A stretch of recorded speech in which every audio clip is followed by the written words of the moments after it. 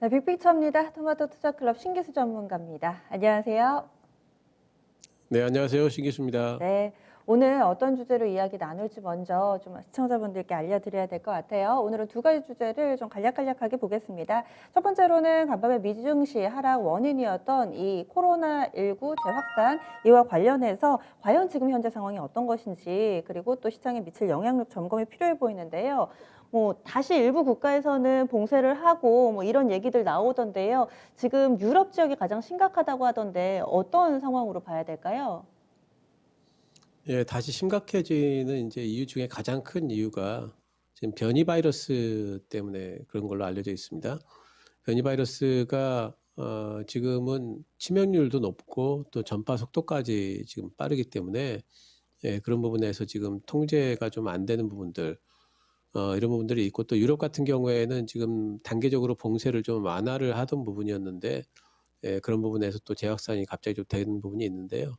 독일 같은 경우에는 뭐 다음 달 초에는 집에서 나오지 마라 뭐 이럴 정도로 좀 굉장히 강력한 이제 그 봉쇄 정책을 취한다 이러면서 이제 시장에 좀 영향을 미치고 있는데 일단 그림을 하나 준비했습니다. 보시면은 일단 신규 확진자 수를 보시면 예, 짙은 파란색이 글로벌 확진자 수인데 지금 2월 달부터 다시 재반등이 나오고 있습니다.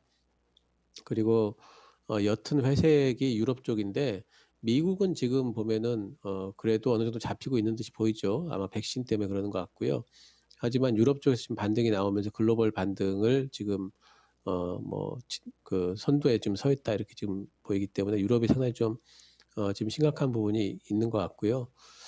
신규 사망자 수를 보시면은 근데 저렇게 글로벌 반등이 나오는 거에 비하면은 신규 사망자 수 같은 경우에는 짙은 파란색이 그렇게 반등이 그렇게 많이 나오고 있지는 않고 있어요. 이제 그 얘기는 뭐냐면은 이제는 코로나를 다스리는 부분에 있어 가지고 치료하는 부분에 있어서도 어느 정도 조금은 체계가 좀 잡힌 부분, 또 하나는 이제 백신이 좀 보급되는 부분들, 예, 이런 부분들 때문에 뭐 사망자 수까지는 그 사망자 수는 늘고 있지는 않다 하지만은 변이 바이러스가 지금 어쨌든 좀 심각한 양태로 확산이 되고 있는 것 같습니다. 그래프를 보니까 확실히 유럽 지역에서는 이렇게 돌아 나가는 조금은 증가하는 추세가 살짝 눈에 띄기는 하는데 궁금한 사항이 지금 가장 심각한 쪽이 유럽인데 간밤에 유럽 증시 같은 경우는 거의 밀리질 않았잖아요. 독일 같은 경우는 보합이었고 그런데 미국은 아직까지 확진자 수가 뚜렷하게 증가하지 않음에도 불구하고 간밤에 하락의 원인을 여기에서 찾고 있더라고요.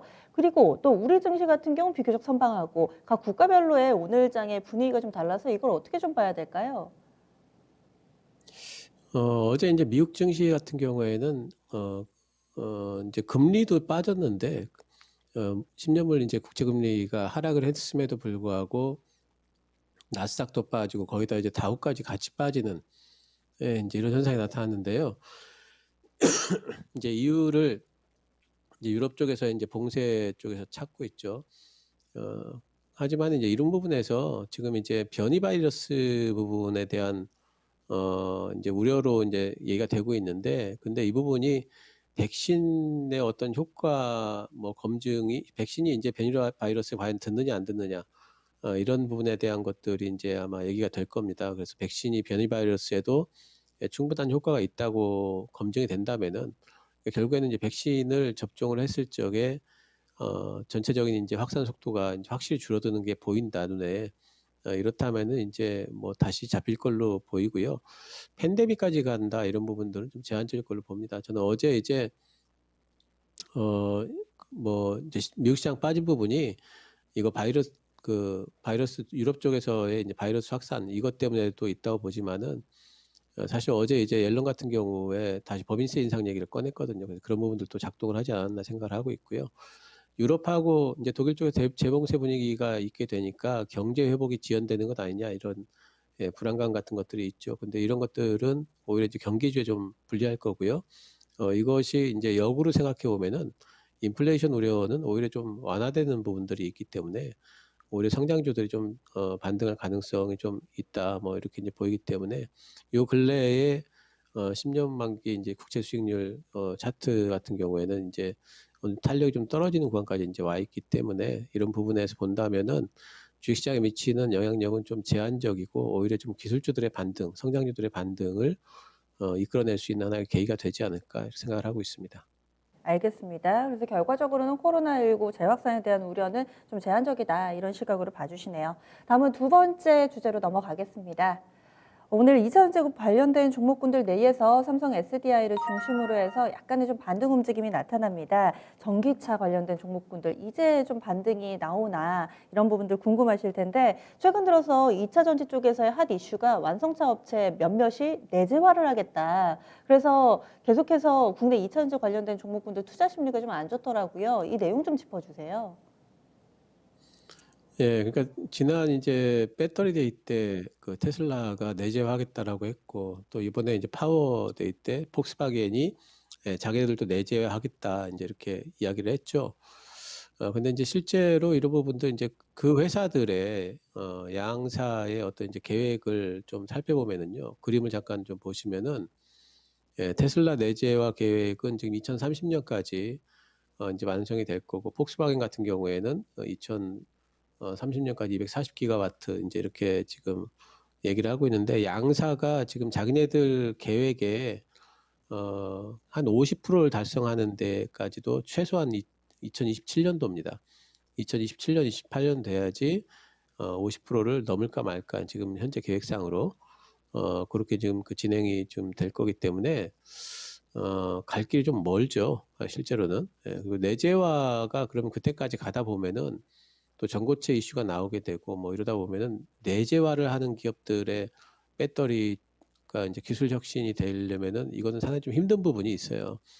지금 그 반도체 쪽에서 보면은 인텔이 파운드리가 아니라 인텔이 자기네들 이제 생산을 같이 하고 있지 않습니까? 근데 7나노가 딱 되니까 거기서 벌써 이제 뭐 생산 차질이 올 정도로 늘 이렇게 이제 자기네들이 뭔가를 1부터 10까지 다 하겠다라고 하는 기업에서는 혁신적인 부분에 있어가지고는 속도를 못 따라잡는 부분들이 분명히 있습니다. 투자금의 문제도 있고 여러 가지가 있어서 그래서 진행이 되다 보면은 실제 100% 자기들이 하겠다라는 계획을 달성할 수 있을까 내재화 계획을 가능성이 좀 이렇게 크지는 않다 이렇게 보고 있고요.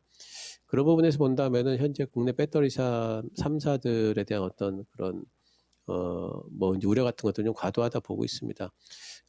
그림을 하나 또 준비했는데 글로벌 2차전지 업체들의 주가 흐름하고 우리나라 2차전지 업체들의 주가 흐름을 비교를 한 건데요.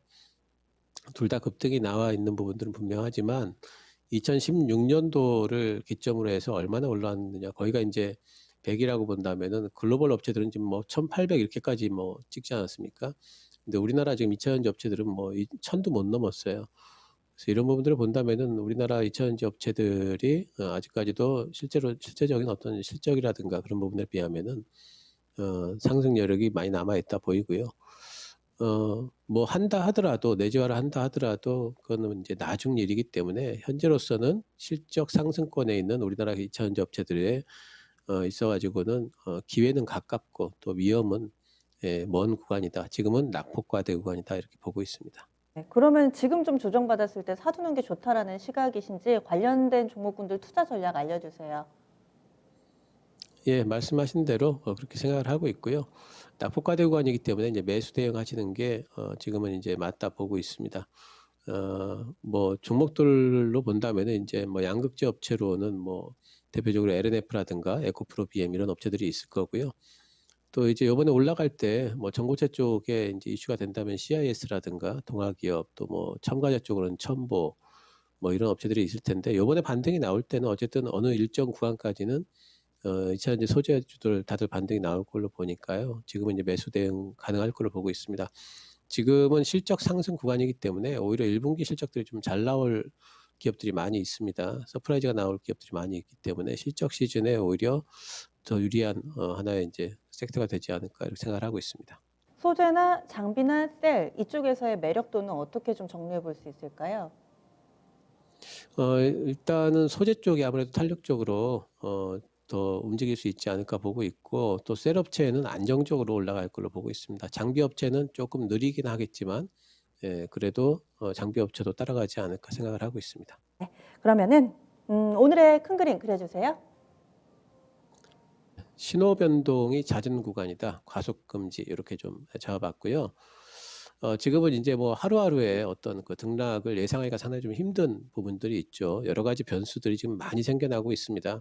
법인세 변수라는 게 또 생겨나고 있고, 또 바이든발 부양 인프라 투자 3조 뭐 이런 얘기도 나오고 있고, 이런 것들이 과연 주식시장에 어떻게 지금 그 작동을 할지에 대해서 현재로서는 그 방향성이 확보되지 않은 그런 구간인 것 같아요. 이렇게 신호 변동이 잦을 때는 너무 적극적으로 하신다든가 또 너무 장기 투자만 믿고 간다든가 이런 것보다는 조금 이렇게 눈치를 보시면서 과속하지 마시고 신호가 바뀌는지 안 바뀌는지 그런 것들을 늘 확인을 하시면서 그런 이제 매매 그 트레이딩을 좀 겸비한 그런 이제 전략을 세우시는 게 유리하다 보고 있습니다. 네, 알겠습니다. 자세한 말씀 고맙습니다.